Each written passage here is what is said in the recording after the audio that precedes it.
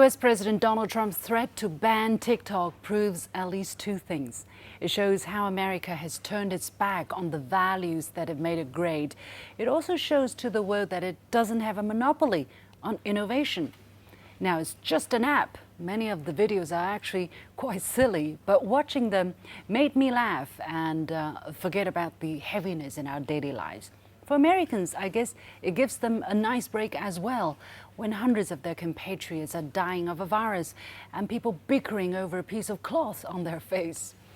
I've heard creators are making their livelihood on TikTok as well, and a special fund is expected to support them further. This is a good thing with such staggering unemployment numbers in the US. This is especially true for some talented Americans who have attracted a large audience within a short period of time, who haven't had this kind of opportunity if they followed the traditional agent model. With this app, they found a brand new platform of expression and creativity, something no other American application has been able to do. And now President Trump wants to take that opportunity away.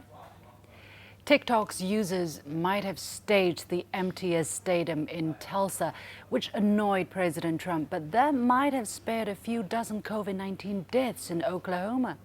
President Trump might not have liked how the Black Lives Matter hashtag went viral on TikTok, but that's against the enshrined First Amendment in the Constitution of good old US of A.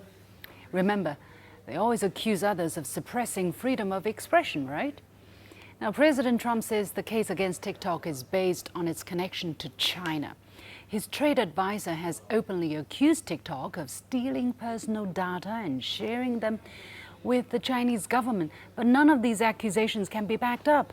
It's the same person who said China spawned the coronavirus, and President Trump and his Secretary of State Pompeo said they saw evidence the virus came from a lab in Wuhan. They said Huawei could pose security risks. They said this, they said that, just short of showing evidence.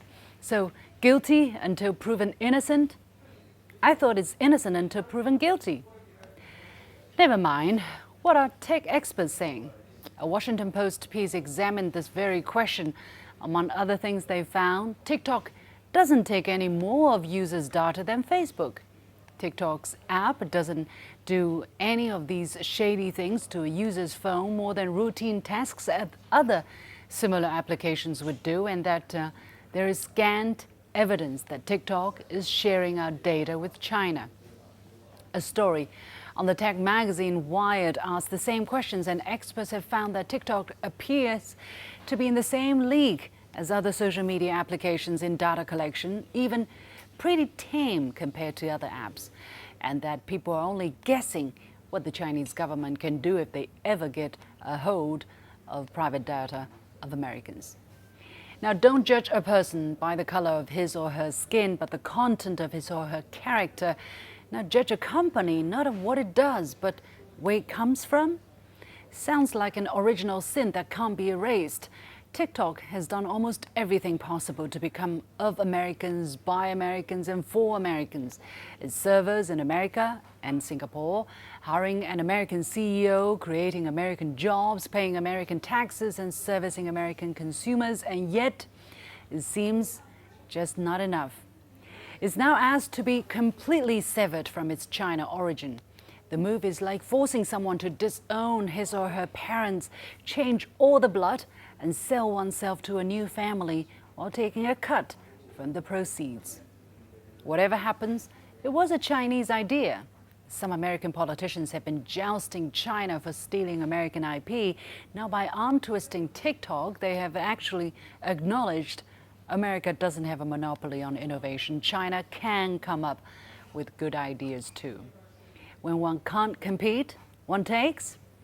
With TikTok having been widely used already, that tyranny and the tyranny over people's laughter and happiness as well could be reciprocated on ballots on November the 3rd.